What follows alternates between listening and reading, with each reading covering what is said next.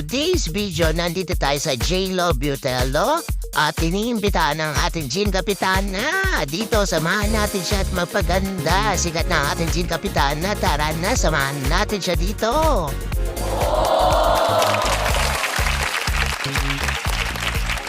Parang doon niya ngayon ang ating kapitana ngayon, no? Wala siyang problema. At napakaganda niya ngayon kahit sabi nga lang.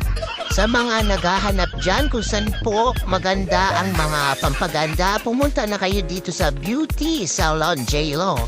Meron silang Instaglow, Hollywood Peel, at marami pang iba. Gustong pumayat at pumuti. At magpagupit dito, pwede rin po. At magpakulay ng buhok, madami po silang pwedeng gawin sa'yo para gumanda. Ayan ang ating Jean Capitana. Iniisip kung anong ipapagawa sa kanya dahil nga inimbitahan siya dito sa kanilang beauty salon. Jean Capitana, huwag mo na tingnan na sarili mo sa salamin dahil hindi na mababago yan. At ang kanyang treasurer, ayan na, napakaganda din at ang kanyang mga ka-MK dancers. Napakaganda ng mga babaeng to. At magpagkita naman daw po ang taga-edit at taga-camera ng ating Jean Capitana. Napaka-sexy niya. At ayan na nga po ang ating Jean Capitana. Nagre-ready na po before po. Ayan po ang kanyang eyelashes. Ikurap mo lang, Jean Capitana. Tiis ganda ang magaganap ngayon. Itulog mo muna, Jean Capitana.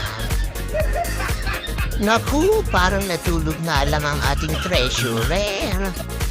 Mukhang Diyos na ang ating kapitana, o diba ang ganda? So, napakaganda mo ngayon, Jean Capitana, at napakaganda ng eyelashes mo.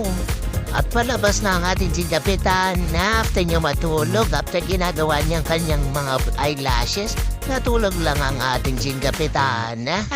Ayan, doon niya ang ating Jean Capitana, o diba?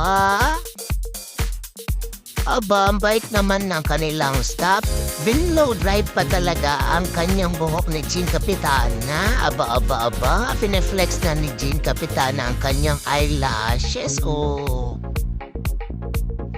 Wow, ayan na ang finished product ni Jean Capitana. Napakaganda naman po, diba?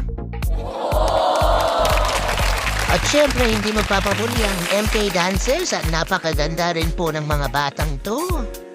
Maraming salamat, J-Lo Staff, sa pag-imbita sa ating Jean Capitana.